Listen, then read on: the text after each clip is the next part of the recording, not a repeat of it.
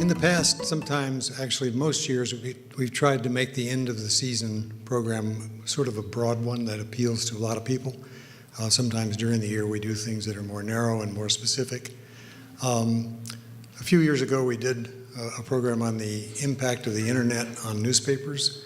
It was actually only 4 years ago, but almost everything we talked about has come true. More recently and more fun was a discussion of the impact of chemical engineering on the winemaking business, and that was only a couple years ago.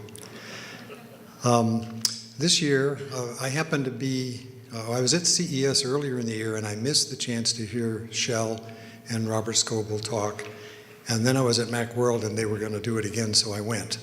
And they talked about the huge implications of the combination of originally smartphones, mobile phones, GPS, social networks, wearable sensors, big data, all coming together much more rapidly than I think we had been aware of, or in general people are.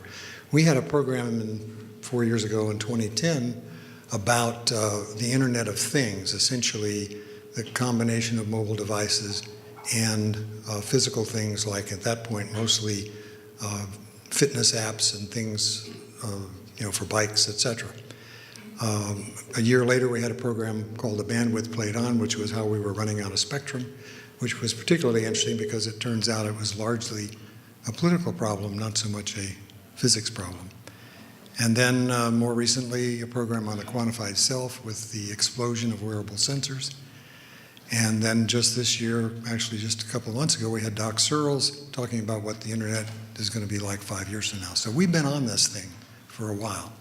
And it all kind of came together when I listened to Shell and Robert at Macworld, and I just thought, we got to get these guys down here. And since we're a small town, we could only get one of them. So I picked the funny one. And so now we're going to talk about context, which is sort of, I went and looked it up, the circumstances that form the setting within which something can be fully understood. And I sort of like that. In a way, it doesn't say anything, but in a way, it says a lot.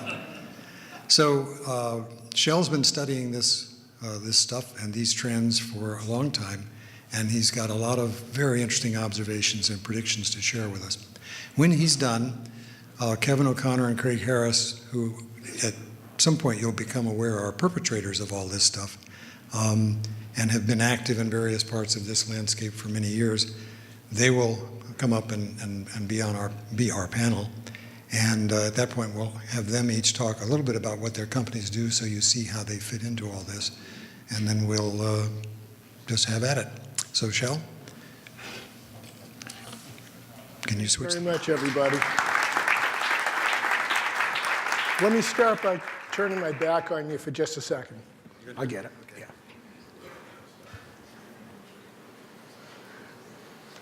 I'll take a quick second just to thank our book sponsors for making it possible to have a copy of Shell's book for everybody here. That was Appfolio, Digifit, Network Hardware Resale, Invoca, and one of our venture firms here in town, Persistence Partners. And we very much appreciate their support. So do I. I feel like I have a bestseller. If every room had people sitting there with these red books to match my sneakers, I'd be very, very pleased. How many of you in this room know this guy? Yeah. Robert Scoble is kind of the go-to guy if you have disruptive technology. If you're a startup, if you're in Silicon Valley, if you're in Tel Aviv, if you're in Romania, Robert is the go-to guy. He has a very cool job for Rackspace. They pay him to go out and find cool stuff because the people with cool stuff like Robert, and therefore they get to get a good shot at being hosted at Rackspace. Robert and I wrote a book 10 years ago that kind of shaped both our lives. It was called Naked Conversations. And in it, we gave an argument that hadn't been heard before, the concept that blogs and a couple of other things that were around at the time might be good for business. And that if people are going to say something bad about your company, they might be a little more polite if they know you're listening. And that did okay for making us look like prophets. We got very lucky because there's at least 20 things in the book that are way off. This time we got together and Robert wanted to write a book about marketing. Now, I'm writing a new book. It's about marketing. I'm not doing it with Robert because it's not his strong suit. But I started asking him about what he was seeing out there, what was getting him excited, what was passionate. And he saw these 5 forces, so that I don't say them out of order. Mobile, which for Robert in 2012 was already telling me, it's going to go beyond cell phones. Cell phones is yesterday. We're going to have wearables. We're going to have these things on our eyes and all of this stuff. I didn't know what he was talking about, really. Social media, we agreed, had become boring. I think I was the first person to have a business card that said I was a social media strategist. And by 2012, that was about as valuable as being a fax repairman. Then there were sensors, which back then they were very scary to a lot of people. Some people, including myself, are starting to get used to them. But what's happening in sensors is going far beyond what we imagined in the book. We finished the book in September of 2013. Time flies. And 2 weeks later, beacons were announced, or iBeacons at the time were announced, which are sensors, which are really fulfilling the dream of the Internet of all things, and are going in everywhere. And as you walk down a street or into a store or into a parking garage, they're going to be talking with your mobile device. And guess what they're going to be talking about? They're going to be talking about you. They're going to be talking about what your buying patterns are, what route you take through the store, where you stopped, where you didn't stop. Now, maybe they're going to be doing this without your knowledge or caring. More likely, or hopefully, they'll be doing it because you've opted into a loyalty program that you would have opted into because you trust them. Location is a lot more than just mapping. It's the ability to know where someone or something is at any time. And when I say time, there's another piece to all of this, that the technologies that are converging into the superstorm that we call context, those technologies are starting to understand time, which becomes relevant, because what you may want or what you may need depends upon what time of day it is, what day of week it is, what month it is, what season it is. It depends on the weather. And there are technologies that are making all this possible to gather as data. I'm sure some folks in this room will talk a little bit about that. And then data. Oh God, data. We'll get to data. This is just a few of the things that we saw, and I'm going to do a quick random survey. The one on the lower left that looks like sort of a logo, that's a tattoo. It is a disposable tattoo, and it has sensors in it. And it's monitoring the well-being of people who are quadriplegics and can't move, or can't speak, or having strokes. And it's reporting what's going on into the body, and it is doing it in a way that's starting to allow doctors to predict what's going to happen next to that person. The guy in the middle, who looks a little like the amazing Ant-Man, has a prototype to what is now on the market, and there's Oakley, you know, right? Oakley, what is it called? While everybody's talking about glass, this really works. Skiers are using them. It allows you, as you go down a slope, to know your hang time, to know your speed, to know what you're doing. It also lets you know where your friends are on the mountain and whether you're heading toward them or away from them. And it also lets you know if one of your friends stopped moving while they were on the mountain, which would not be good news. And I imagine in a short time it'll also be inviting you to have a 2-for-1 on Irish coffee in the after ski place, because there's got to be some kind of monetization like that. I've got a lot to cover, so I'm going to go past a whole bunch of these things. This guy's even more famous than Scoble, and he wouldn't write a book with me. I didn't even get to ask him.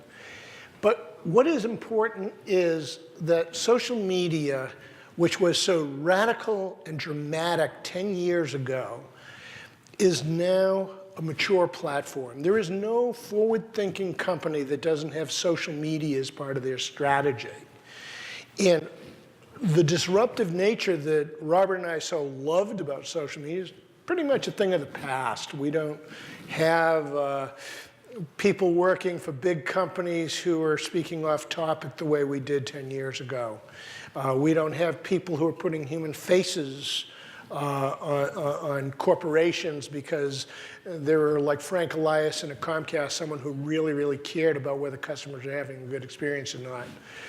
But what is important is whether the enterprises are joining into the conversation. People are. And in the enterprise, they're spending billions of dollars to shape their brands and shape your perceptions through advertising, marketing, and PR. And in fact, the people talking to each other are causing this to go up at an exponential curve that no company in the world can keep up with. And no entrenched culture built in times gone by is able to adapt as fast as maybe they should. This gives a huge opportunity to entrepreneurs and a huge challenge to companies that really wish to survive as we move from the old era, which in the book we called the broadcast era, which was one directional, through the age of conversation, which was what we were talking about in social media, and it turned out to be shorter lived than we thought, to the contextual era, where they, whoever they are watching us, and we, through this stuff, are watching them. And we're shaping brands by telling our friends on the internet what we think, through Yelp reviews, through fan columns. And what we say to each other is becoming far more important, far more efficient than has anything that's ever come before it. I told you about them. We hear a lot about the terabytes and terabytes of data, mountains and mountains going up like Everest into the cloud.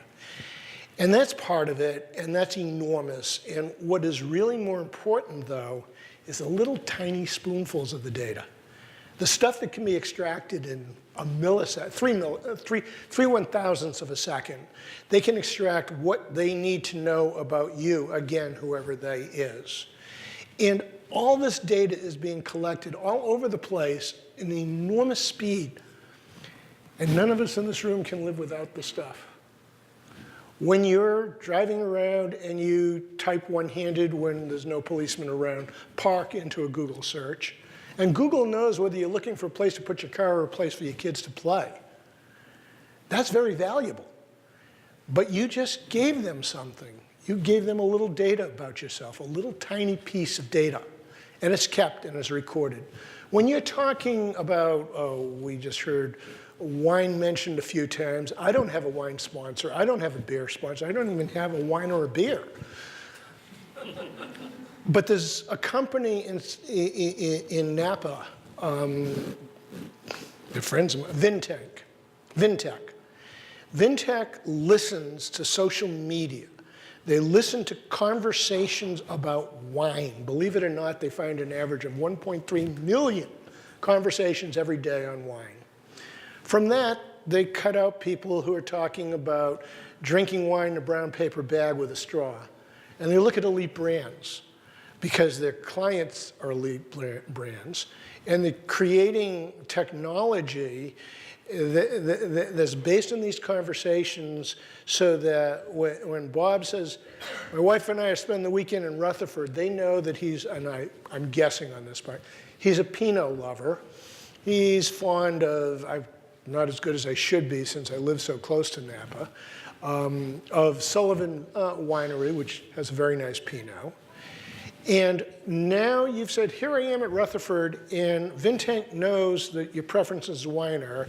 They look and say, oh, the last time he was up here, he went to Opus One, he went to Quarterstone, and to get there this time, they're going to have to go right by Sullivan Wines.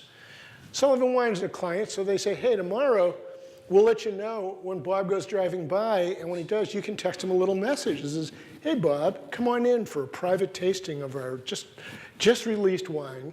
And if you really like it, we'll give you 25% off on a bottle. That kind of pinpointing is going on everywhere. And that's the extraction of the data. And we have so many conversations going on about data that it's love-hate. There's a lot of love-hate going on right now.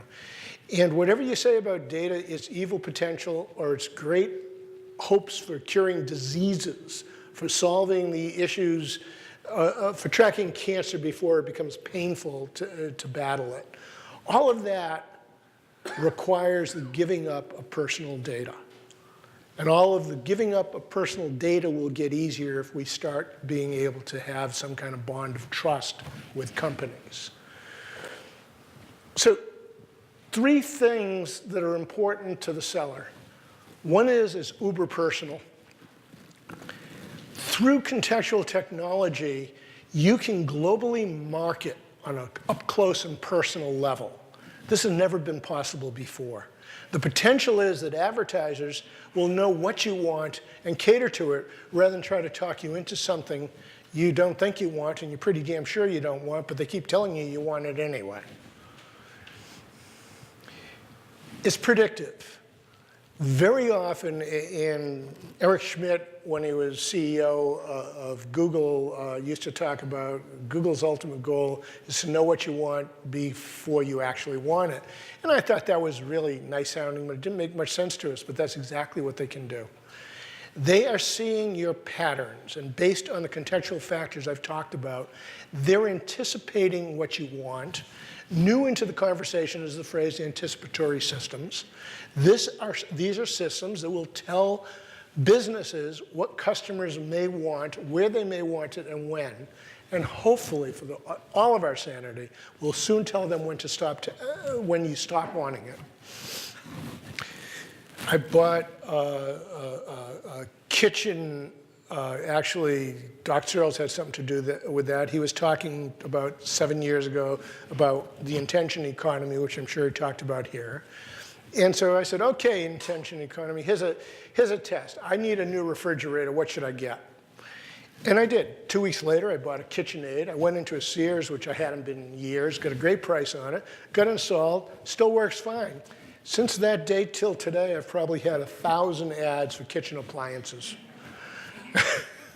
Doesn't matter because there's no money in turning the damn things off. It is easy. They can say, try 6 times, try 7 times and stop. But where's the money in that? They're selling quantity.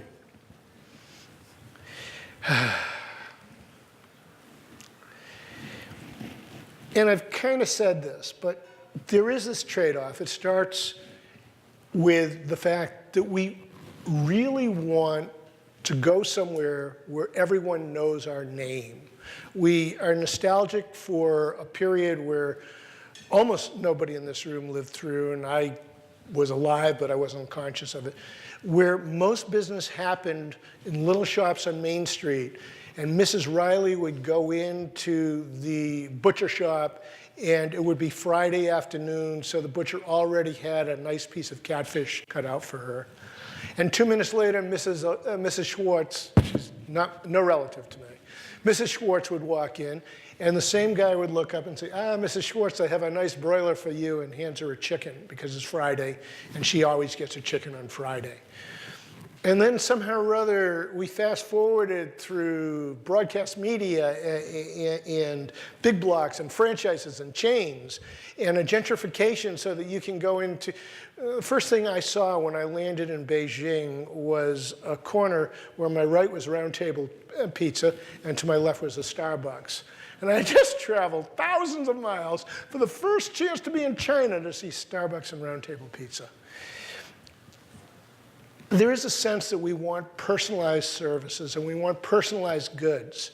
And this is getting possible through the type of contextual technologies I'm talking about.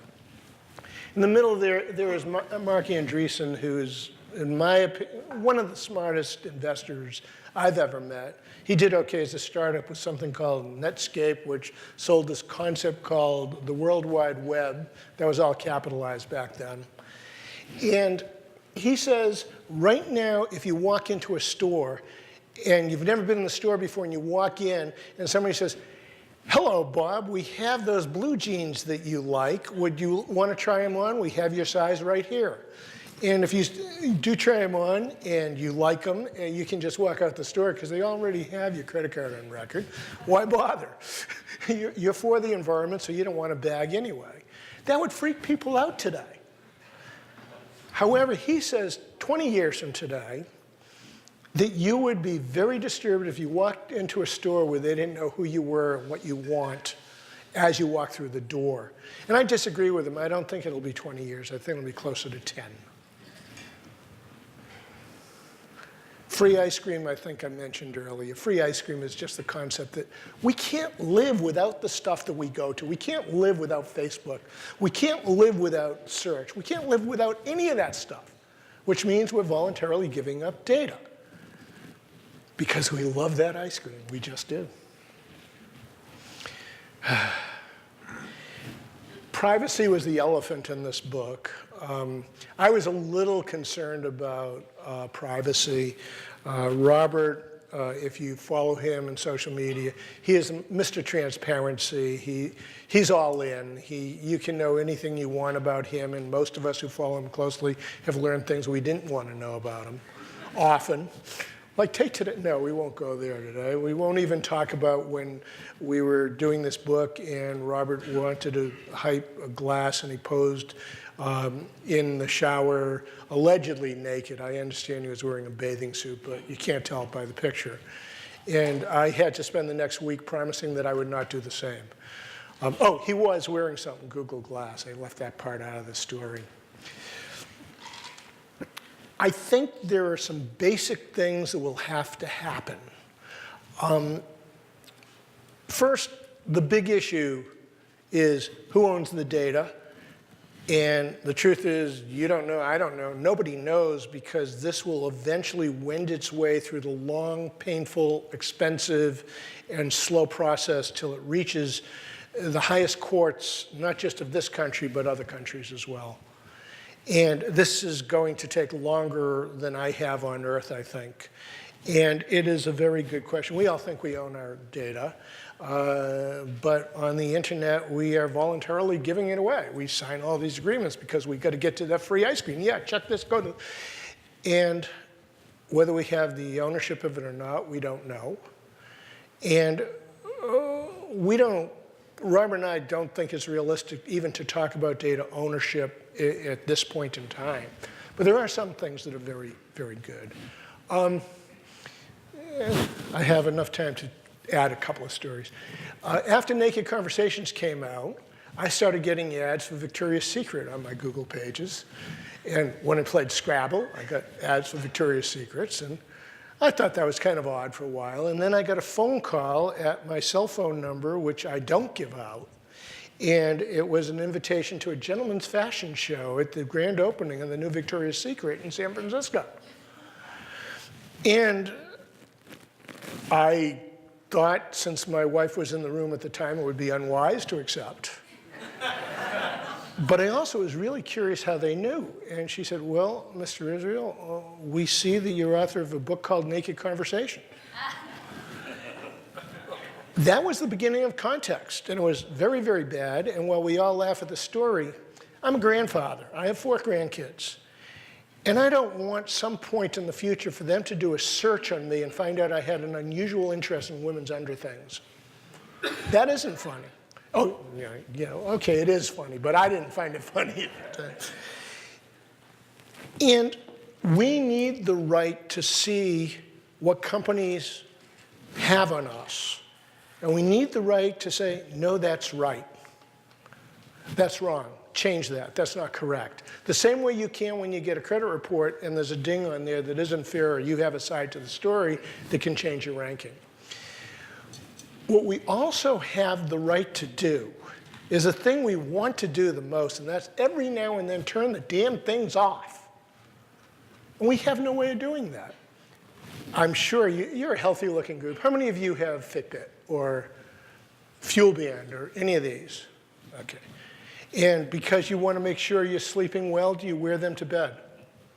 You wearing them in bed? Yeah? Show of hands. Okay. Okay. Your Fitbit or anyone? Okay. Yeah, of course you do. And that's part of being a quantified selfer. And it's a good thing, except what's going on is your heartbeat is being measured. And so it can tell when you're sleeping peacefully. It also can tell when you're making love. And if your cell phone's in the room, it can tell with whom you're making love and where. It probably can record your personal best, your frequency, and certainly other things that you may not want up there in the terabyte mountain of data. So you should have the right to go, Fitbit, shut up, don't look, and let it go away.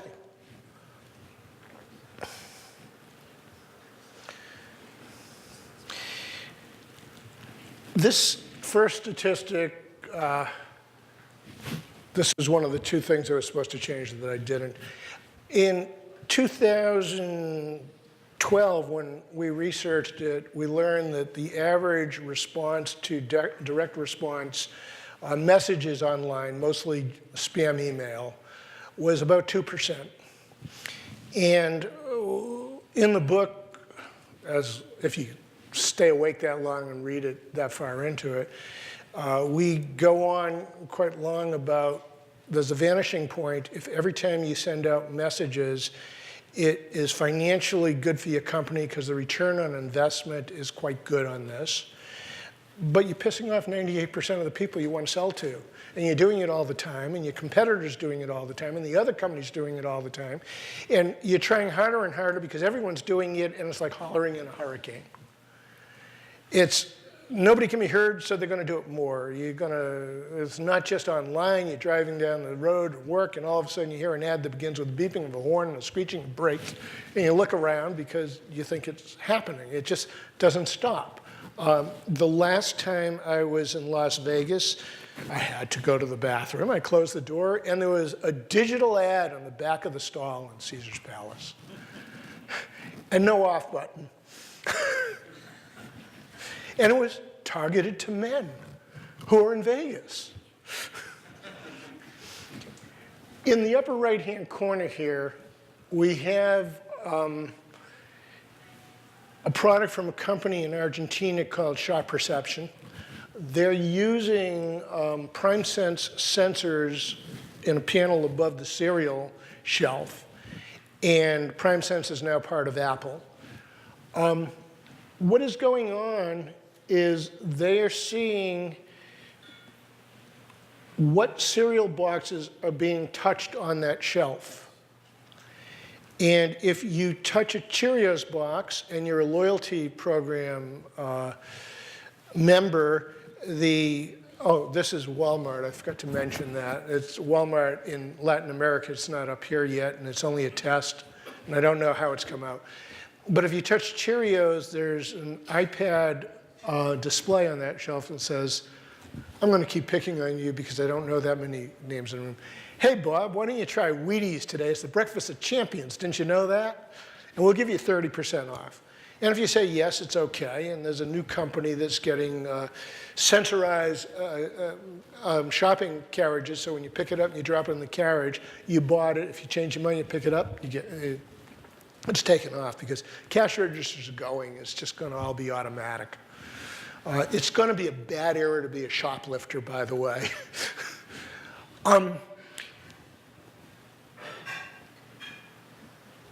Anyway, this is the subject of the new book. I'll skip the pitch. Okay. What's my bottom line here? What's the point that I'm trying to make? This can go either way. In fact, it's going to go both ways. There are going to be horrendous abuses in the age of context. But there's going to be all kinds of really wonderful things happening, things we can't live without, things that if you don't opt in, you will be left behind as the world moves forward. Recently, General Motors had a series of very unfortunate announcements that revealed that for the last 10 years, members of the company, as they would correct me in saying, knew that there was a faulty switch that has resulted in at least 13 deaths if you believe their numbers, or 75 deaths if you believe Reuters' numbers, and this doesn't count the 8 deaths announced in the new recall that was announced yesterday. I haven't done the new math yet. And if you believe them, there have been 51 injuries this way, but if you believe other sources, there are over 300 injuries reported that they know of related to this problem.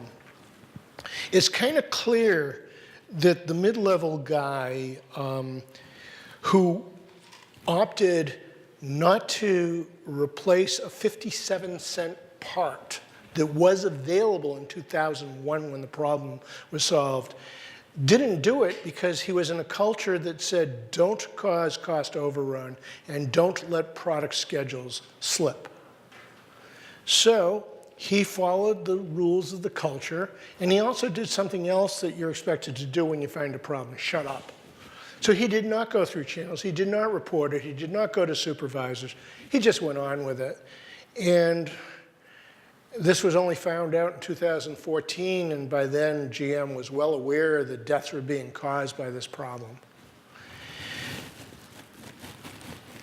I believe that GM has a culture that goes all the way back to the 20s when they invented the concept of planned obsolescence, which basically said, everybody that's going to buy a GM car already has a car, so we're going to have to sell them more cars, and if they're built too well and they last too long, we won't get to sell them as many cars. So we'll make them that after 3 years and the payment to GMAC is all paid off, they're going to start being very expensive to maintain. So you've got to trade it in for a new one. And they're also going to keep finding new things. This one has wraparound windshields, this one has chrome mufflers. But they're going to keep adding design things that will not essentially change the vehicle, but change the look of the vehicle.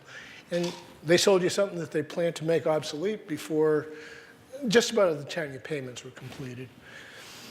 I don't think companies are going to be able to get away with this anymore. And I think what's very important, how many of you in this room, it's not that many, but how many of you are under age 32? Okay. You are the millennials. You are the millennials. You are different than the rest of us because you grew up comfortable with all this digital stuff. You also, unlike my generation, we didn't trust anyone, especially anyone in authority. You'll trust anyone as long as the facts are clear. You're more willing to give somebody a break. But you also, and researchers are telling me, are more unforgiving when the trust contract is broken. And when companies break a contract of trust, the word spreads through social media, through the reviews, through the fan, and what used to happen in the dark and stayed in the dark no longer stays in the dark. There is a light on them like there is a light on us. And as uncomfortable as we are with this, the good news is they ought to be uncomfortable with the lights that are going on them. So that essentially is my story. I'm sticking with it. If you want to reach me, I'm Shel Israel all over the internet. And then I write every now and then for Forbes, every now and then. And you can email me. Thank you very much.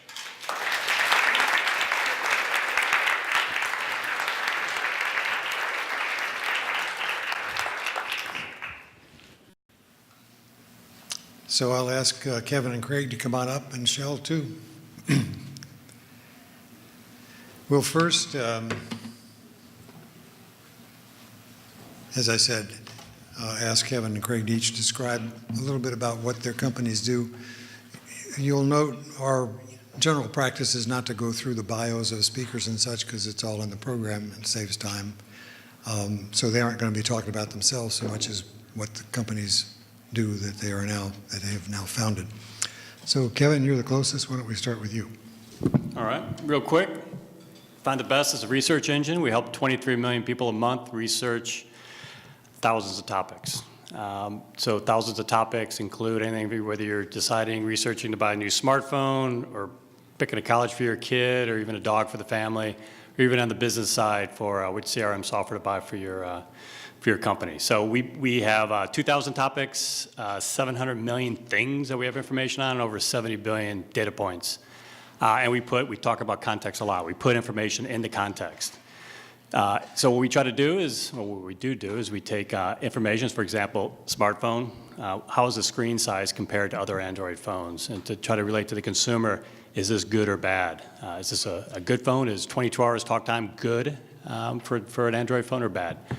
This is bigger than mine. It means it's better. And then for more complicated stuff, where context really, or what we also call perspective, becomes really important, we just launched a competitor to Zillow and Trillia for homes.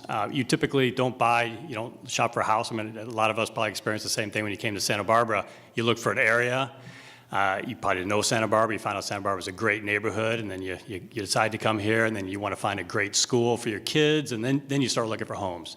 So that's really putting information in the context. So we connect all of our topics together to help people drive the best decision. Kevin, how do people pay you? So for us, it's mostly advertising. One thing I learned at DoubleClick is that purchase intent. You talked about predicting. When people are comparing a Ford truck to a Nissan truck, it means they're really deep down into the decision cycle. You know they're buying a truck, and so they're very receptive to advertising for offers on trucks or anything else. Okay, great. Thanks, Bob. My name is Craig Harris. I'm one of the founders and CEO of HG Data. We're a 30-plus person company based in Santa Barbara, and we're VC backed. In fact, and angel backed. A lot of our investors are here in the room, so thank you guys for being here and supporting Shell and MIT Forum. So HG Data, what do? Well, we've built the world's largest database of installed technology data. And what I mean by that is we've identified with scary precision all the companies that are using certain types of software and hardware and cloud products. So we can tell you, for example, 150,000 companies in the US that are using IBM, not just that they're using IBM products, but we can tell you which of 250 different IBM products they're using. We can tell you 90,000 companies in the US that are using Salesforce CRM, Cisco routers and switches. We're tracking 300 different types of Cisco products all the way down to make and model. And so we identify which companies are using which of these products at which locations.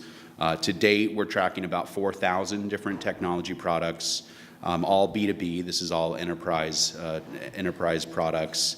And for some of you, you might already, if you're in sales and marketing, you probably already realize what the applications could be. But we solve a big problem for marketers and salespeople at technology companies. I'll use the example of, Kevin, you mentioned Salesforce CRM. I'll use the example of Salesforce CRM. For those of you that are familiar with Salesforce, it's the largest CRM company, and there's an entire ecosystem of companies that have built products, applications that sit on top of Salesforce. Those application providers, all they want to do, the only folks that they care about marketing, the audience of one, are companies that are using Salesforce CRM. Salesforce does a lot for their partners, but they don't hand over the company's customer list. So consequently, they have to do very broad marketing to end up reaching companies that are using Salesforce. So we enable application providers at Salesforce, in this example, to know exactly who to target. We can help them just reach out to the CMOs and the marketing folks at companies using Salesforce in that example. The holy grail for us, and very often people say, what does HG Data stand for? HG stands for the holy grail of data. And the mission of our company is to live up to our name. Admittedly, we have not lived up to our name yet, but we believe we're on the path. Really, in listening to Shell, one of the holy grail for us has a few different manifestations. I'll explain one. So, for example, we've identified 90,000 companies using Salesforce CRM. That's one thing. But to understand and identify which of those 90,000 companies are really unhappy with that vendor, that is some really, really valuable information to a lot of companies that are competing with Salesforce. And when someone tweets or writes a blog post saying, gee, I'm so frustrated today, my CRM system is driving me absolutely nuts. Even if they don't identify which CRM system is, they've expressed sentiment.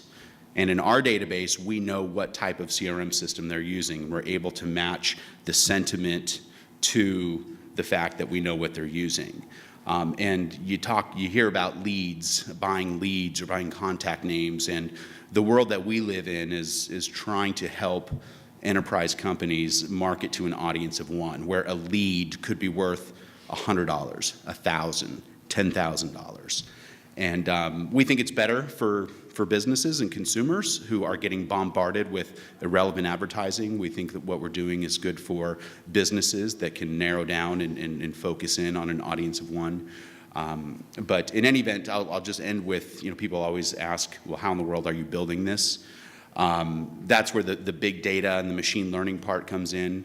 In our system, we have several billion what we'll call documents. This information is everywhere. We call it information exhaust. Essentially, the current web and the archived web. That's where we find the information. We'll find a job posting that says, looking for a salesperson must have experience with Salesforce CRM.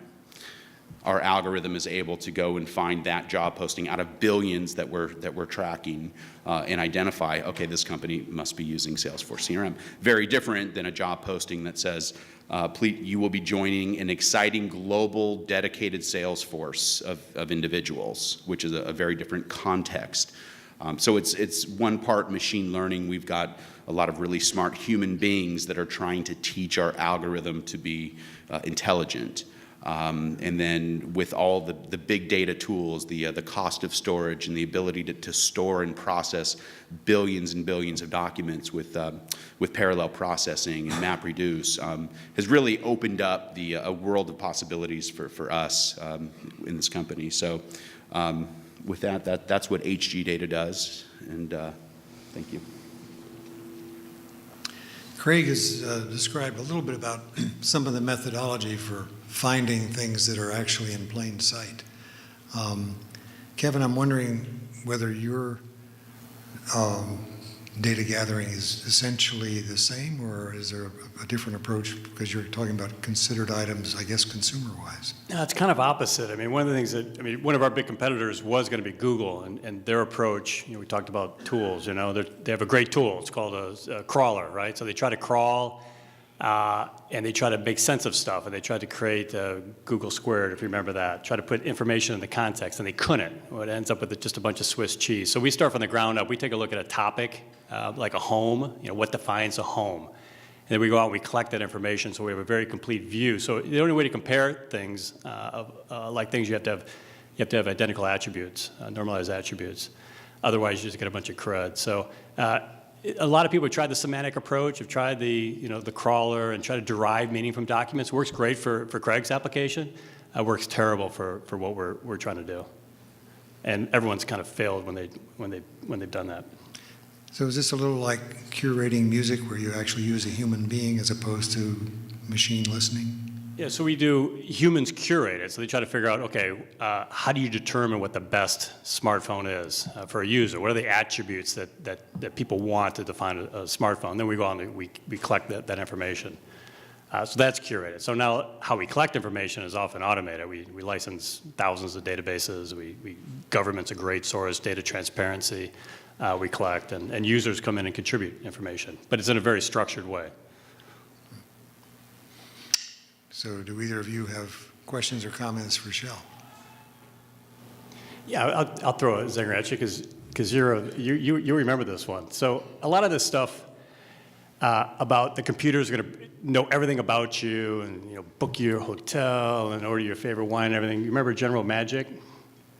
Remember those guys? Yes, the late General Magic. Yes, it was one of the. It was sort of the whole artificial intelligence and the computer working, and it was never able to get. Of course, that went nowhere. It was a colossal mistake. There's 20 years of technology since then.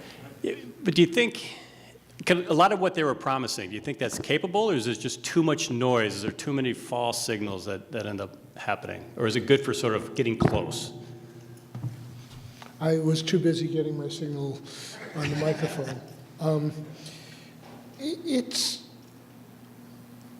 First of all, there's the question of, is it knowing me or is it gathering data on me? And if you gather enough data, do you really know me? And if you predict me, predict what I will do, what happens when I surprise you? And can I lie to you and get away with it? And so the answer to the question is technology is relentless, and the rapid change has been escalating for the more than 30 years that I've been around. And what I'm seeing in current times is that the stuff that back in 79 and 80, in Silicon Valley, we had these guys saying, this is going to happen in just a couple of years. Well, all the stuff is really happening. They just had the time wrong. And So why can't Amazon and why can't Amazon tell me which book I should read still today, or Netflix? They still can't tell me what movie I should. Well, they don't have very many movies, so it's tough. well, Or I make one mistake and watch a movie with my wife, and then I'm getting. well, the I wrong let my suggestions. wife buy movies and books on my Amazon account, and I'll never allow that Yes. again.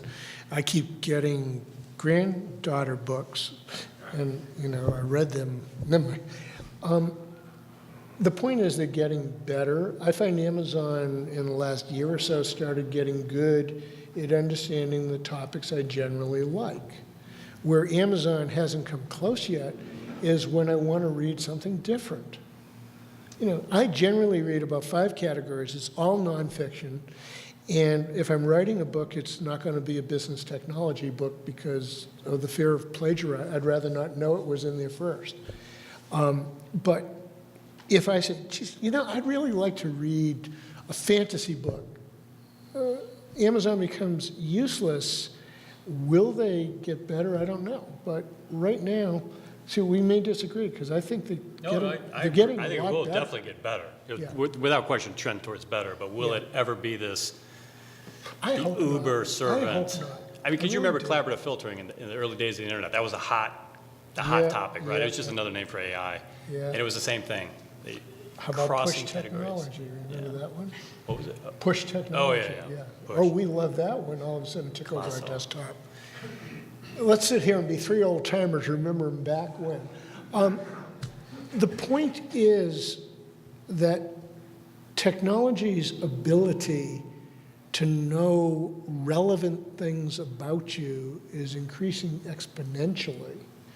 And the power of the conversation, now that major brands have stepped out, is getting far more influential than it ever was, because now that Procter & Gamble isn't participating in talks about Procter & Gamble products, users are telling each other. And what would you do? Believe somebody like you, or believe somebody who wants an ad in your face when you don't want it? So I think people are taking better advantage of the technology that scares them, while companies are still struggling to figure out how to really predict what you really want, and again, know when to stop bothering you with it. You mentioned, was it you earlier that mentioned when you're shopping, or was it you? When you're shopping for 2 cars, you really want to know everything about those 2 cars. And then you make a decision, you just want it to stop. Yeah, but one of the big drivers are the businesses themselves. If it takes a company 1 million marketing messages to get X number of conversions, and we can help that company cut that down to 500,000 marketing messages to get the same number of conversions, there's a big thirst amongst businesses and enterprises to find a way to narrow down the audience. But you're still going to have, I come from a world of what we call it, back in my nonprofit fundraising days, we were expecting a 0.5% response rate, meaning we would have to send out 200 letters to individual homes asking for donations to get one donation back. And the holy grail of fundraising was, how can we boost that to a 2% response rate? Meaning there's still 98% of the folks getting this junk mail in their inbox that was driving them nuts. Why do these charities keep hammering me for money? I was just reading some of those stats, and on paper mail, the response rate now is up to 4%. And the return on investment of that is not nearly as high as it is on junk email, which has a response rate of 0.12. Yeah, but you got post office on one side and Yeah. zero cost on the other. The efficiency of the internet makes it worthwhile to send us crap wherever we look. So by the way, the response rates, we did some of the early testing on what's retargeting, we used to call it boomerang. It was a 1,200% lift. I mean, it was so far off the charts. I mean, that's why you keep seeing this stuff. It works, it's cheap, you're gonna keep targeting it. It just keeps coming at us. But you don't mind, I mean, one thing we learned about privacy is that people don't mind it, they get used to it, right? The time it really bugs them is when the information is used against them, right? So it's used to either discriminate against them in some way by offering them a less attractive price, or denies them insurance, or denies them getting a job. But generally, they're pretty cool with it. I think that's one of two. The other thing is when it's irrelevant. Most of the ads that most of us see most of the time has nothing to do with anything we're interested in. It's because they don't have data. Shall- Data's good.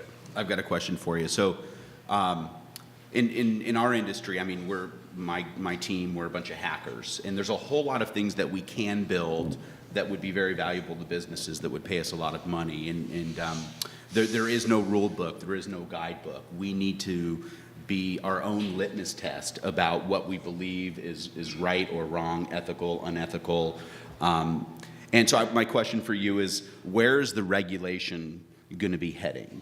And currently, there has been a big battle. You've all heard of the company, or many of you have probably heard of the company called Axiom. Axiom has about 400 data points on every single one of you and any of your family members that are 18 years old or older.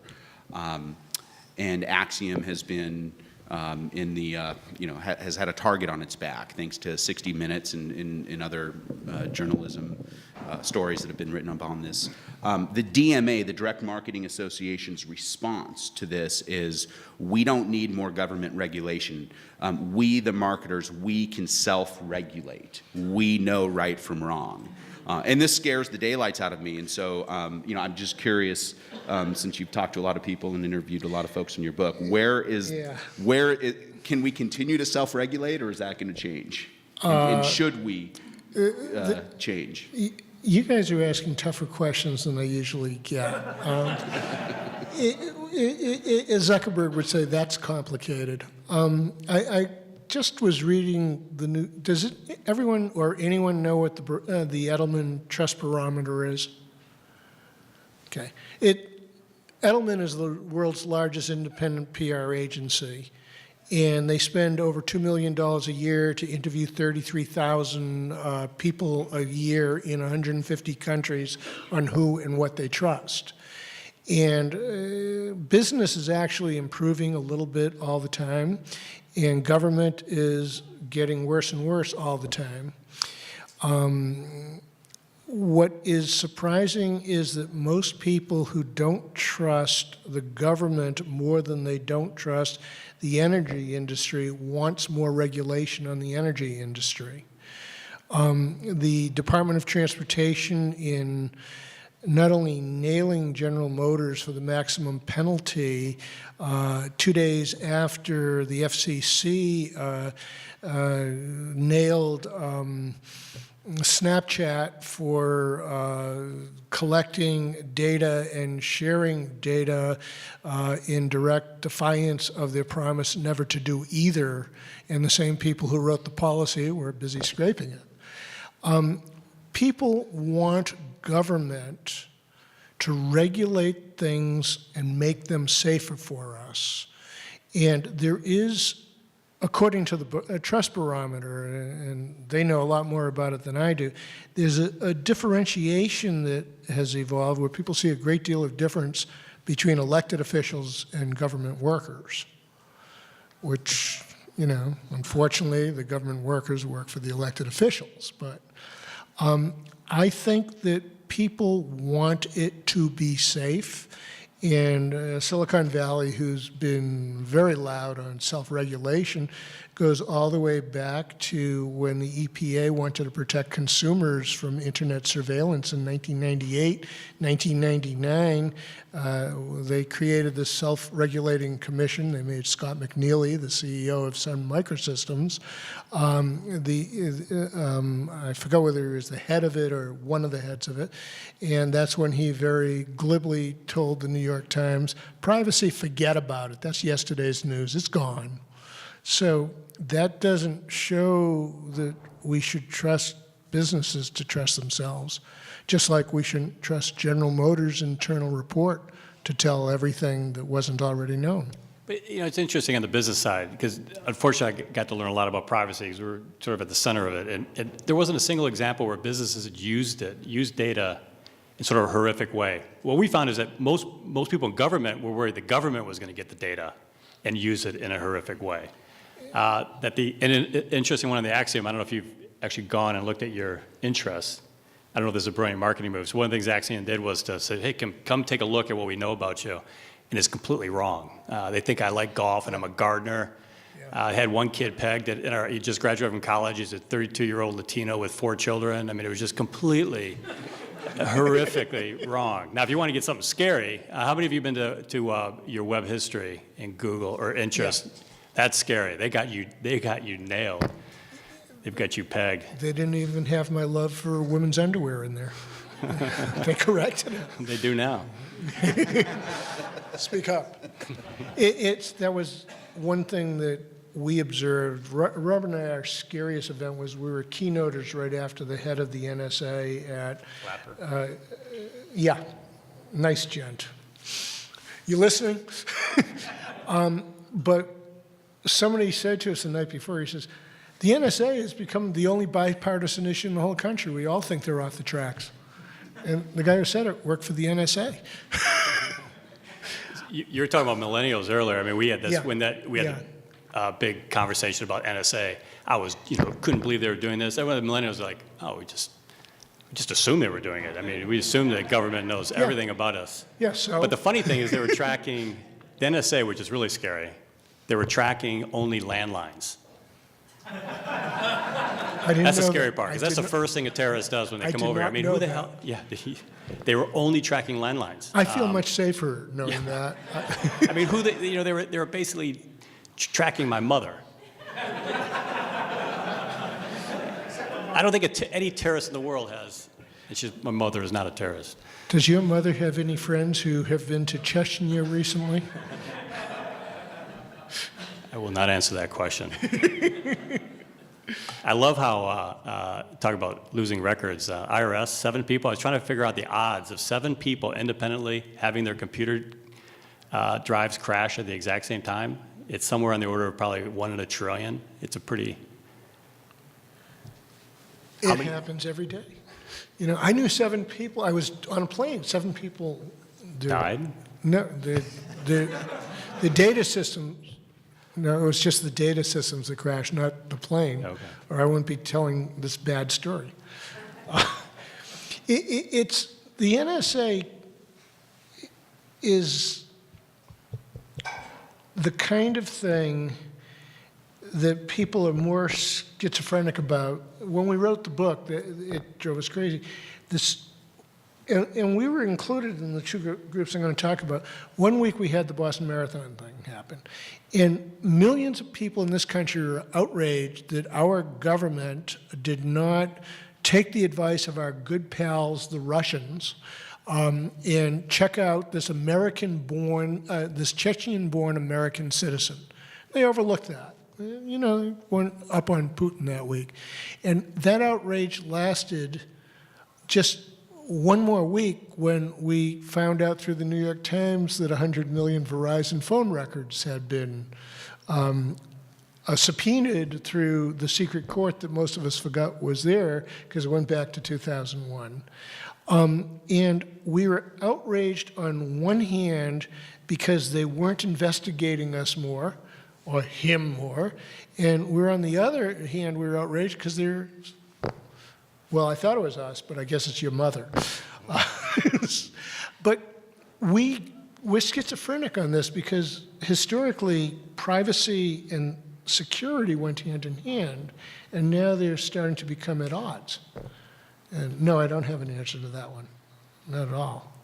I've seen one downstream manifestation of all the recent NSA stuff in our business where there's been, we also track technology deployments worldwide, not just in the US, but it's now worldwide. And there's been an uptick in requests for international data, specifically companies wanting to identify which companies are using US manufactured networking and hardware equipment.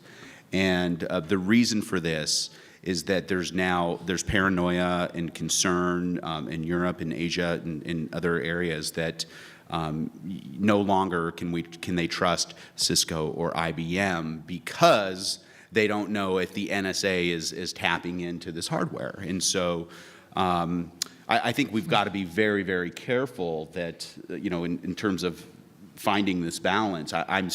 And I've also heard, there's a lot of concern in Silicon Valley right now and in Wall Street about what's happening internationally. So, sometimes we've got to be really mindful of some of these downstream implications, and it's slowing things down for the big manufacturers, the big hardware and IT manufacturers. It's a scary time right now, and the NSA is directly or indirectly, has a hand in this, has a role. I think it's good that we have a bipartisan issue. I do. It's something we can agree on, I don't think anything's happened, though, has it? No, well, I mean, patent reform was bipartisan, and that got killed. Everything gets killed. well, Hey, where do you stand on net neutrality? how'd we get over there? You just keep killing people. You killed people in my airplane story, and now Well, what happened to those 7 people? What happened to Should I- 7 people on the airplane? should I move further away from you, or I don't know. It depends on your answer to this next question. Speak into this mic. I think net neutrality, for me, it's a no-brainer. It really is. I think that the internet needs to remain a neutral place. Not a free of government regulation place? Who's going to define neutral?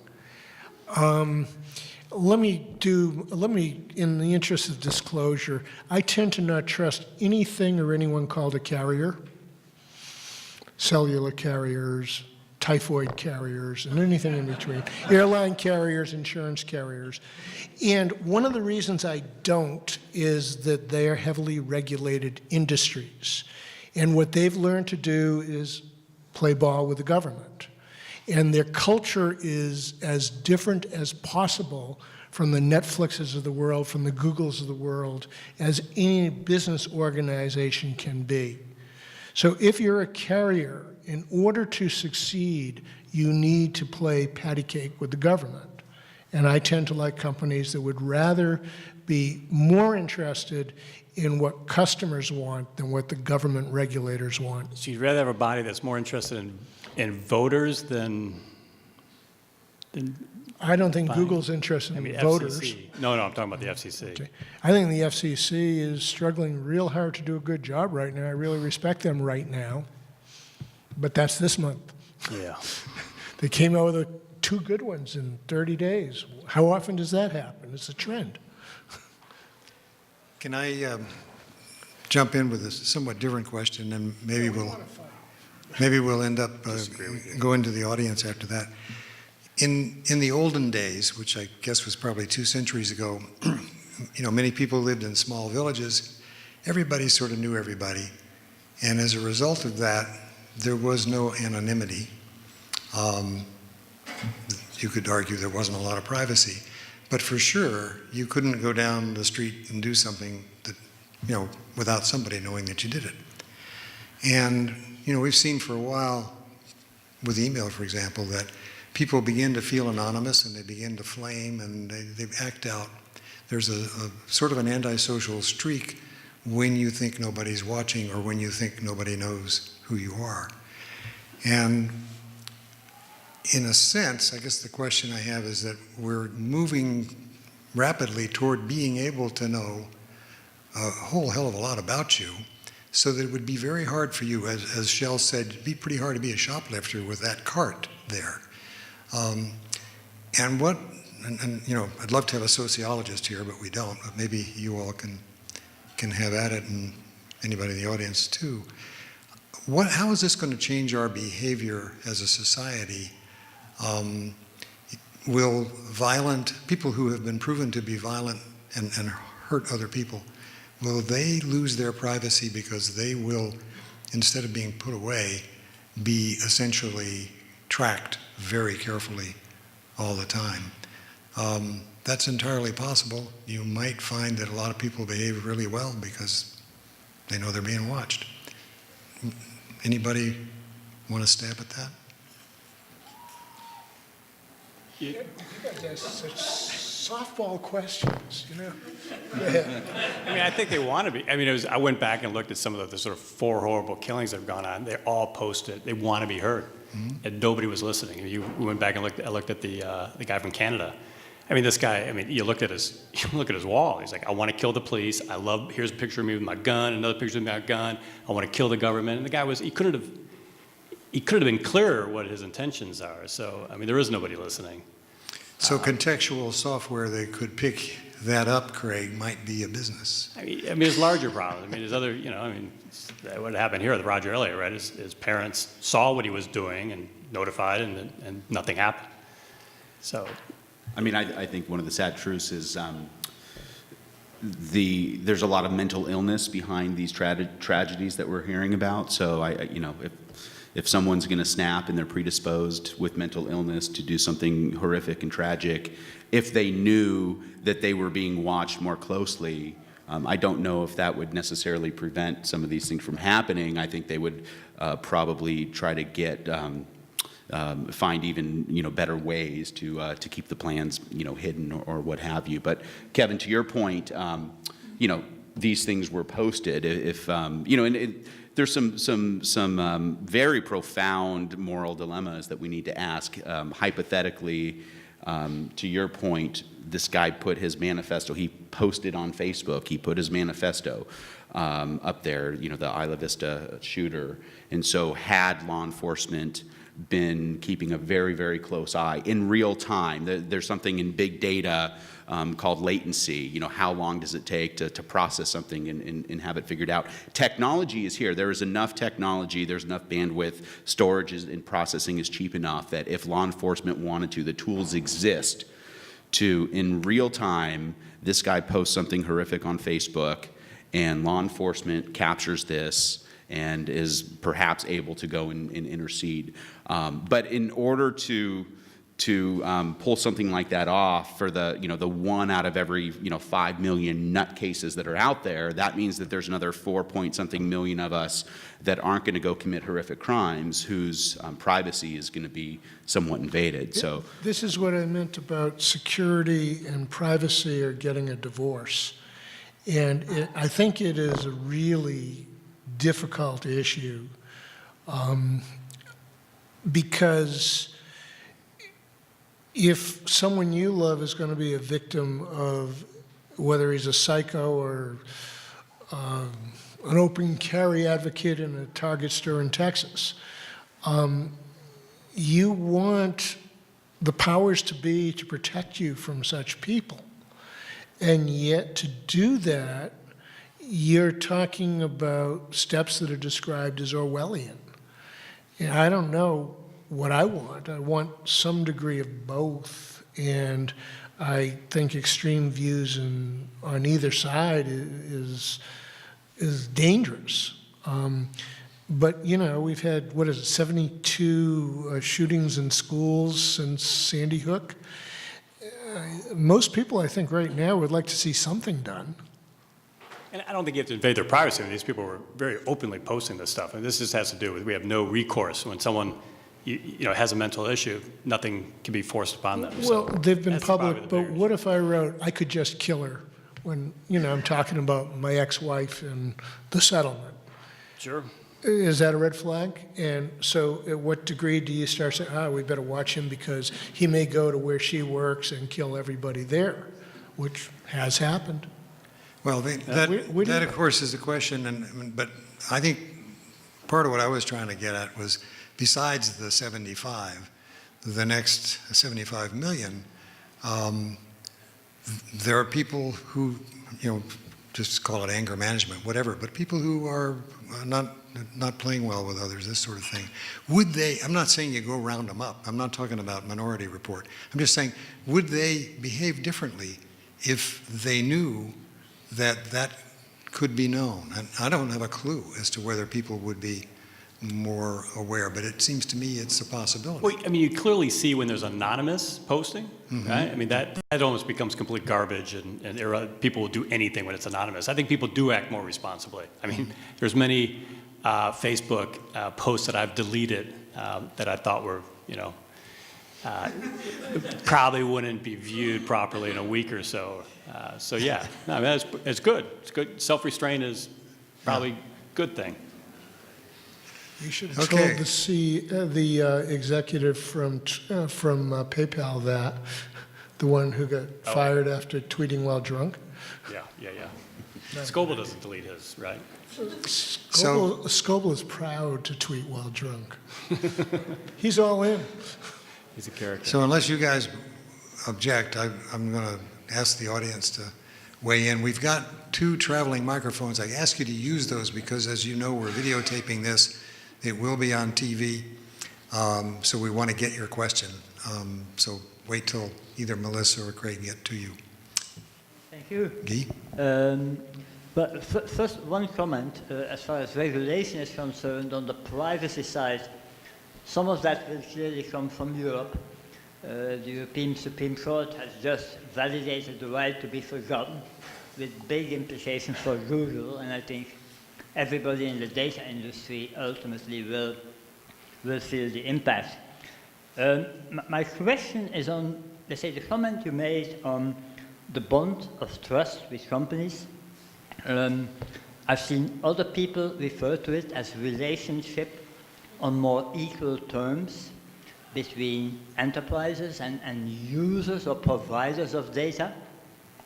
Now, there seem to be, both in Silicon Valley and many other places, a number of activities, people coming together, trying to change the power relationship in all of that. The Respect Network is one of the examples. Do you think that those efforts are too little too late, or can they have some traction as to, making the concept of people owning the data and being able to make it accessible, to sell it, making the relationship on more equal terms? Could that have traction or not? I sure hope so. Our whole company is based on that. I mean, we try to give, there was always an information asymmetry in a market where the marketer knew everything and the consumer knew nothing, right? Sort of the lion, the baby gazelle. We arm them with all the information they need, everything they need about competitive products, and we equal the playing field. And as marketers, I think, have found out, I'm sure you've seen this, Shell, is that that when consumers have the information or businesses have the information transparent, it actually accelerates the decision-making process, because people don't make decisions because they fear they're missing something, or they fear that they don't have all the information needed to make a qualified decision. Unfortunately, we agree this time, so I'd have to echo you. But How do you feel about European regulation being brought over here? how do you? He asked a question. It's first of all, I don't think anything is too little, too late. I think that things through history keep getting tried over and over again, and it comes out differently because the tools of the game change, and that's where technology comes in. The ideal marketplace, which I don't think in history we've ever had, gives equal strength to both buyers and sellers. And during the age of broadcast, it was very clear that the sellers had the control of the game in the marketplace. And now comes along this new stuff, which is, you used the term twice tonight, it's evening the playing field. Well, playing field's always going to be slanting one way or the other, but the game is moving in a different direction now, and very powerful companies that could get away with things a few years ago can't. Very popular companies such as Target, who are having trouble adapting to the new technologies, are having trouble. Their lack of understanding of technology seems to be involved in almost every one of the problems they're having. And we as customers suddenly have all kinds of choices that we've never had before. And companies used to sell us on, you got to have this feature on this product, you got to have this feature on this one, ours is cheaper, ours is newer. In fact, I think we're going to be less fickle than that, and we are going to be loyal to the companies we trust. And for somebody to dislodge that kind of loyalty is going to have to either have the company we're loyal to break that bond of trust, as I feel General Motors has done, or somebody's going to come along with something that is a Tesla at the price of a Chevy Cobalt, which is a no-brainer. If you love GM, you're going to leave at that point because something is better from a different vendor. Stephen? Yeah, I have a question about how to make money in all of this. Here's the pain point that I, as a millennial, see myself, which is that my privacy is being invaded from 16 different directions. But then there are all kinds of situations where I'd be really happy to sit down and spend 2, 3, maybe even 5 whole minutes giving a company some data about myself. If they could help me find what I was looking for. There are a whole lot of things where it's still a big pain in the butt.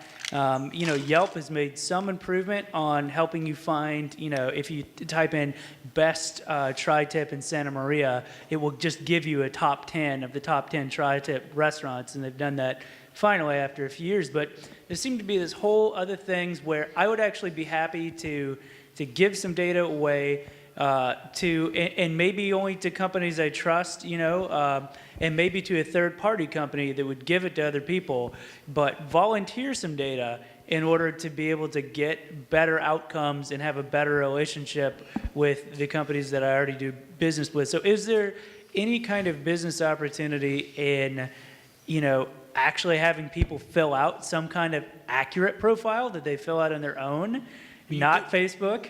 I mean, you do. I mean, the fastest growing segment of the search engine industry is a vertical search industry, right? I mean, so very detailed. I mean, it's what we do, find the best as well. But, Zillow, you give information, what houses you're looking for. Yelp, you give them information and they respond with information to help you. Kayak does the same thing. I mean, it's the fastest growing. That's the real threat to Google, because Google can't answer those deep questions. I think my answer to you is, yeah, there's all kinds of opportunities. And so far, most of the opportunities just mentioned don't come from millennials who are of the culture that's going to dominate the marketplace for the next 50 years. But you're not alone. To add on that, Kevin, I know what you mean, but I'm thinking more like I tell you what the last 5 albums I listen to are, and you tell me where I want to go eat. That kind of higher level.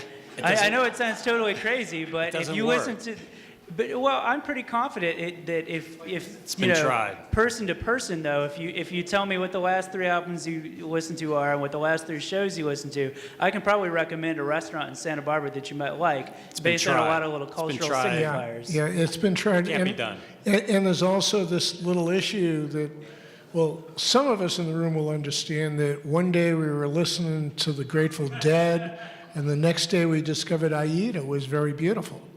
And you don't know when it happens. You almost regret it happens, but your taste changes over time. I think it can be done. I disagree with both of you guys. Because I didn't say it couldn't be done. I said it was very difficult. Well, it's very difficult. Because But he's the extremist. He wants.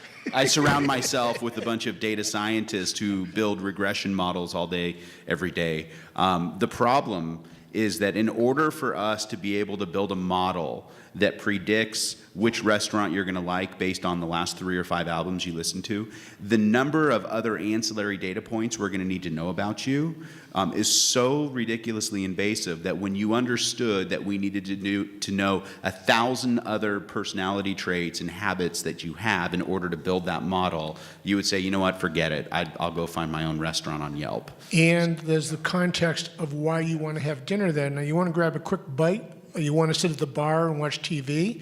Is it a romantic night? Are you looking for a job? Are you pitching someone?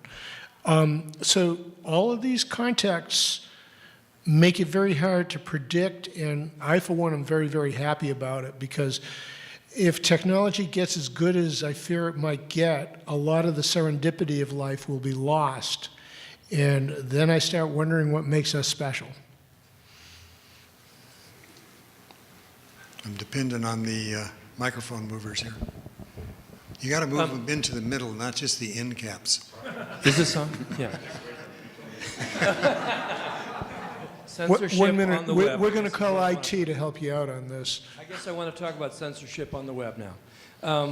What I was thinking before you glanced right off of something that I've been thinking about for a long time.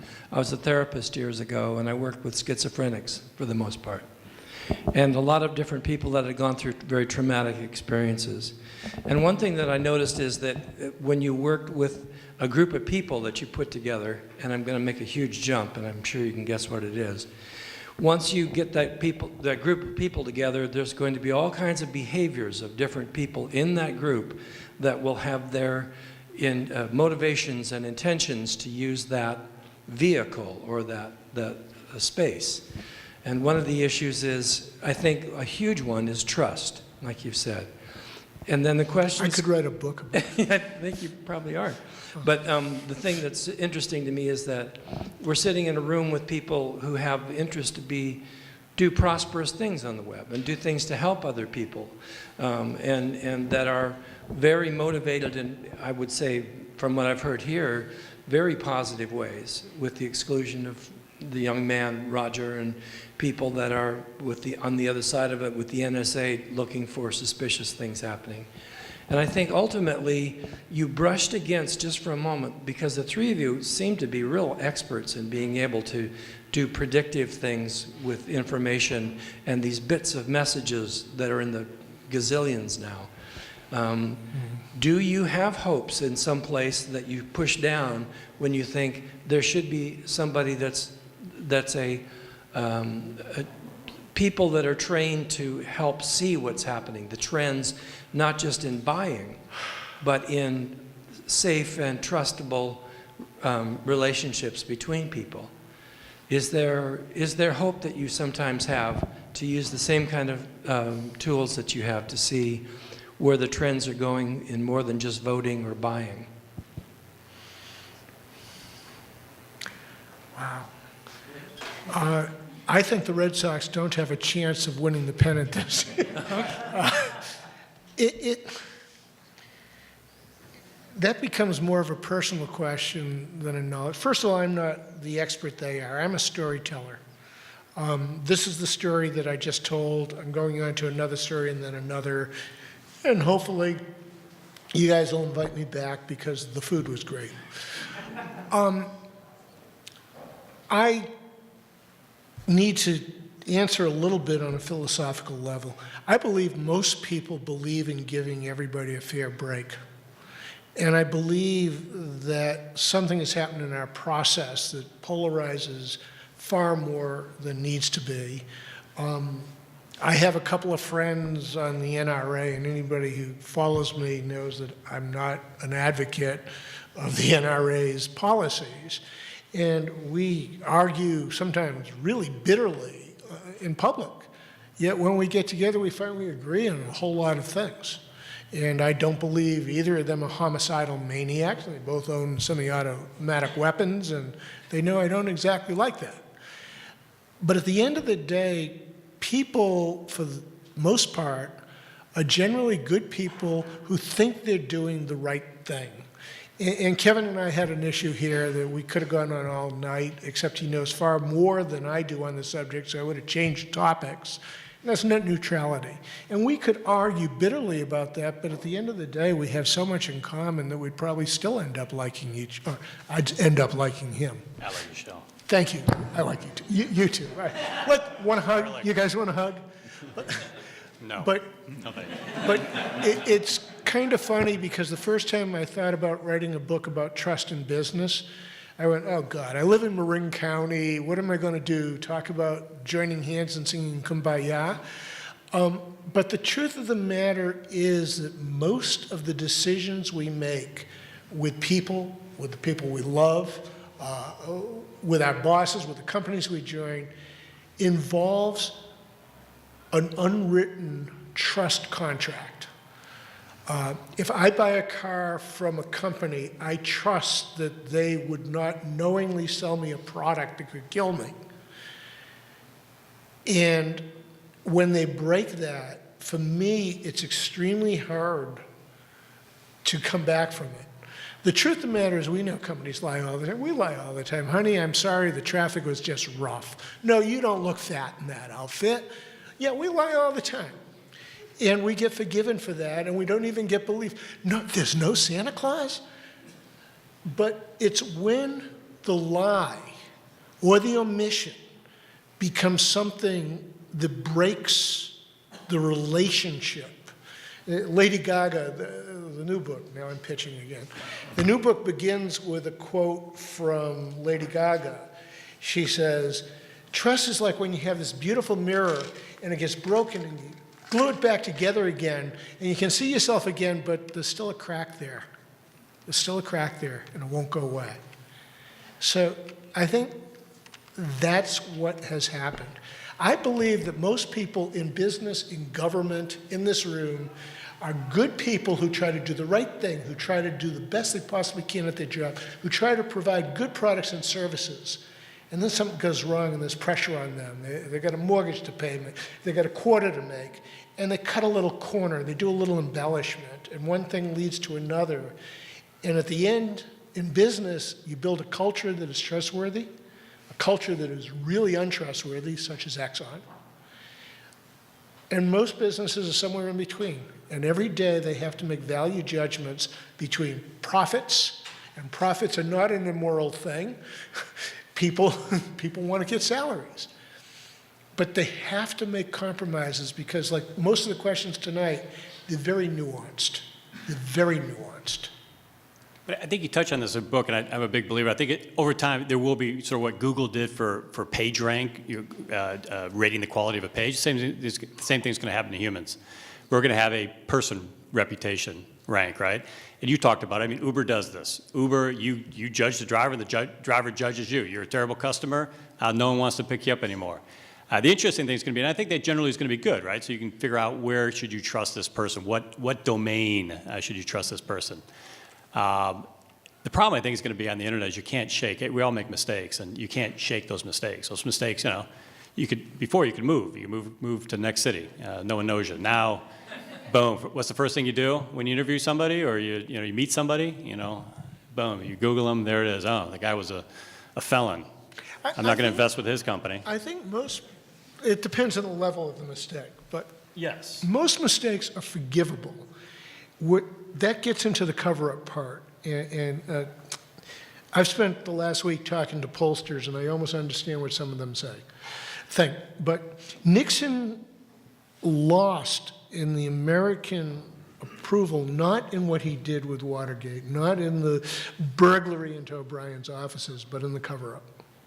And also in throwing junior people out in front of the engine to protect himself. That's where he lost the bond with the American people, that he wouldn't come clean. He wouldn't come forward and say, I really screwed up, I'm sorry, I'll never send a CIA agent in to burglarize the other party's office again. I always love to ask UCSB students if they've ever been arrested. I have this dog and his name is Checkers. But Everyone from UCSB has been arrested. Let's see if we got some more here. minor in possession. Okay, so- there's so- one over there. So I was curious about, oh. There you go. So I was curious about just kind of the state of privacy. Like you were talking about, you walk into the store, you pay for the object basically without even having to reach into your wallet, say, it's just all through RF or whatever.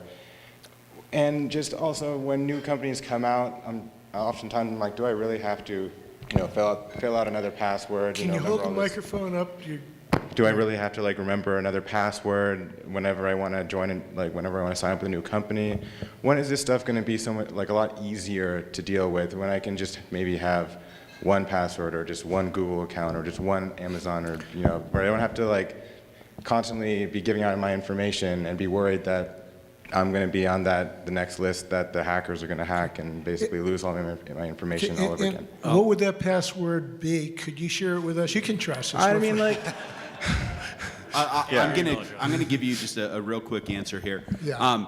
As the technology exists to do that, as soon as you are ready, willing and ready to give up more privacy, then that convenience is waiting for you.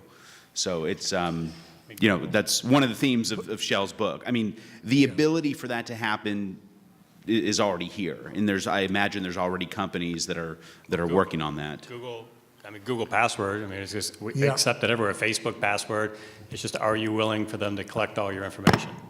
It's a side that I think is relevant, that I think for the first time in history, our technology in many areas is ahead of us.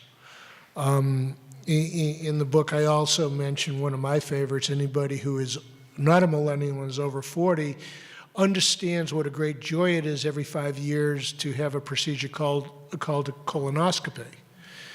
And it happens that there is an FDA-approved sensor on a pill that you still have to drink that lovely beverage the day before, but then you simply swallow the pill and the sensor goes through your body and can detect cancer more thoroughly than the colonoscopy can.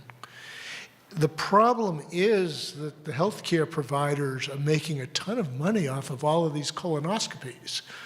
And so until one starts doing it and so the others will have to follow, as long as none do it, we're all going to have this pain in the butt every 5 years.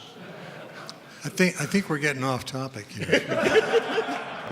This is not a medical. Actually, That was the most useful thing I learned. It's like, Actually not. I haven't had one. I want to know about this pill. Let's ask Evan to ask a different question. It's approved. Shell Israel, this is for you. Where are you? I Right hear here. voice. Thank you. There you are. Hi. I agree with everything you said about trust. It's intuitive. I don't think there's anything we can dispute. But how do you account for the fact that while we know about the GM problems, their sales in their recent period went up? Actually, I didn't know that they did, but They I'm did. not- They did on a. When I look at GM, I don't look at the next quarter. I've heard all the guys on Wall Street talk about how there's no problem with GM. It didn't hurt Toyota. Well, there are several differences there. Number one, Toyota had already had a foundation of credibility, and they screwed up once, while General Motors has a history going back to Ralph Nader and to planned obsolescence. So there's a difference there.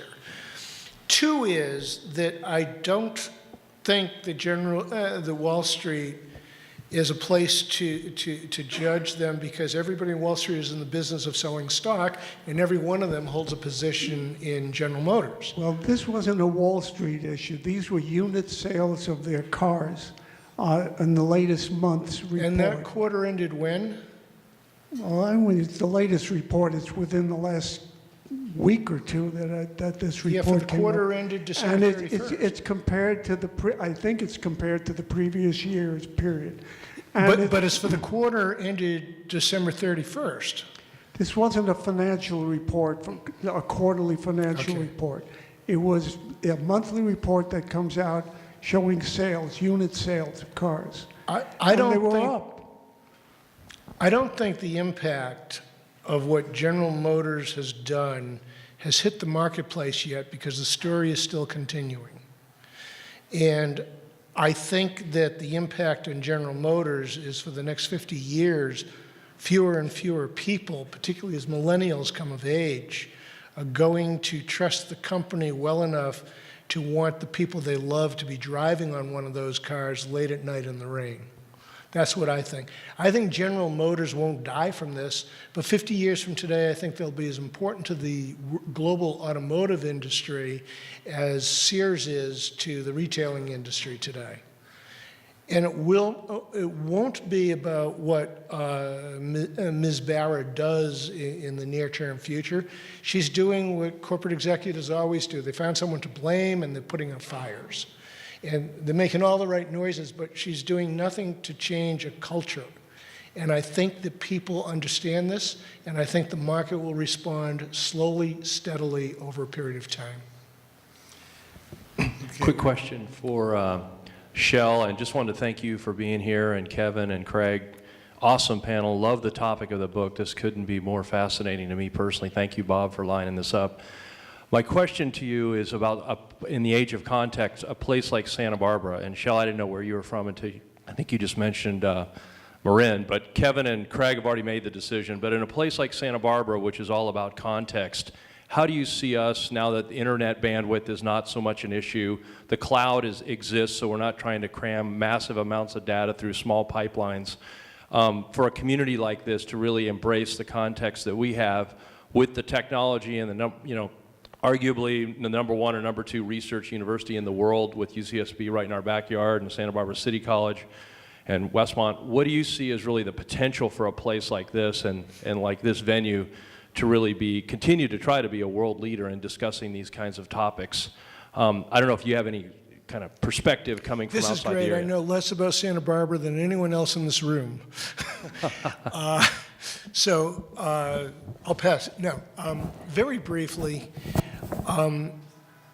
I've spent most of my career, or over half of my career, in Silicon Valley, and I'm a lover of the culture there.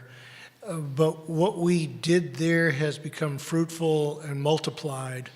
And my generation that started Silicon Valley, we tried to give the world, create world peace. We kind of screwed that up, but we gave you the PC, the internet, and social media. So you millennials take it from here on that part. For this community, you've got money, you've got education, you've got all the ingredients for an ecosystem that can take the technology that is here and create more. You got a lot of software happening, more than I realized, thanks to Bob. And you have all kinds of opportunities. All you need is a lot of money, smart people, a good education system, and a social network that doesn't have to be online. It can be in real life. Okay, we're getting down to the time. We'll take one or two more. In listening to what you folks were saying about drawing conclusions from big data, and I used to do that in a couple of lifetimes ago. We called it big data right then, but it's nothing like the big data today. It occurs to me that one would like to predict the behavior of the human operating system 1.0, HOS 1.0. And it's a really old operating system that's probably, it's never been subjected to a clean reinstall. And it sometimes will have 5 or 6 different device drivers that are all... Are we talking colonoscopies here? No, this would be the brainoscopy. But it has 5 or 6 drivers that listen to every interrupt service routine. And sometimes you don't know which one's going to get triggered. And a lot of them were built for really unusual purposes, like evading animals 100,000 years ago. Now, I don't really see anybody who does big data, where big data applies to decisions, that's been taking that into account. And there's actually data out there on that. I mean, there are people who are doing things with functional MRIs and other types of investigative tools that are really amazing. We're still a long way from correlating actual circuitry to predictive behavior in those areas, but we're not making zero progress. And I think, Craig, you probably don't have it as much as, say, Kevin would, because you're really working in people whose decisions are viewed by others who are really looking at bottom line decisions, where, you know, you could show two people a Ford and a Chrysler and they were really close, and then suddenly they buy a Ferrari for no good reason and they can't afford it, you know, this kind of stuff. But am I asleep there? Are people paying attention to that? Or to the human operating system part of it? I mean, I think you'd agree Google does it better than anyone. I mean, you know, Google seems to know what I'm thinking and what I'm going to type. And really, I mean, it's dumb statistics in most cases, but it's also context. Right? It takes in the fact that I live in Santa Barbara, it knows I work for Find the Best, I mean, it knows a lot of stuff about me, and then uses probabilistic, you know, which is really what big data predicting is all about. You know, makes it look super smart. Craig, you got somebody in the back? Well, I was just going to say, yeah, humans, you know, we're evolving much slower than the technology that we're creating. But it's, you know, as I read Shell's book and as I listened to your question, my visceral response is, I'm scared. You know, I'm excited, but I'm scared. It's hard for me to even process, you know, making changes to the human operating system. Kevin's gonna take care of me. Kevin and Google, they have it all figured out. You know, it's tough. I don't think that our culture has the culture of being able to think about and ask these types of questions. I don't think we're there yet. I don't think the human race is ready to take this on with embeddable devices. You know, in sensors, embeddable sensors, and pills that can track things. I mean, the technology is going there, but the fact that Shell's book is, you know, the eye opener for, I didn't know about, you know, a lot of these applications I read about for the first time in Shell's book, and I was freaked out on some of the stuff that you're writing about. So, I don't know. That's Scary. very, Okay. very profound question. I don't know. Martine, You know, it's... can't shut him up. Nope. I can't hear you, Bob, sorry. We, as a creature, tend to ask the big questions in retrospect, not in advance. Technologists that I've met, they do things for the same reason that the humpback whale jumps out of the ocean, because they can, and because it'll be cool, and it'll be fun. My friends will work with me, and we'll stay up all night, and it's terrific. And what are the repercussions? What are the unintended consequences? You can't be an entrepreneur if you ponder these questions. There is a great deal happening regarding contextual technology in health. I separate that from healthcare. Intel's nanotechnology will go into the body and do great things, but elevating the consciousness of the brain is, you know, there are several people like Ray Kurzweil who have a lot to say about it in the singularity movement, which I don't know a lot about. But most people do what they do because they can, because it'll be cool, because they'll make money at it, because they'll get recognition for it. And at the end of the day, what have we done and where have we gone as a species? I haven't a clue. I haven't a clue where it's going to go. Okay, Martine, this is the last question.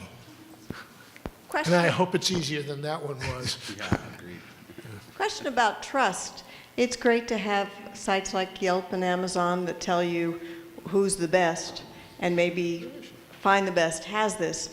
But I just find it's impossible to assess each one as to the validity and whether or not you're being set up. You have to spend 10 minutes assessing the data before you can decide whether or not it's valid. So how does that serve us?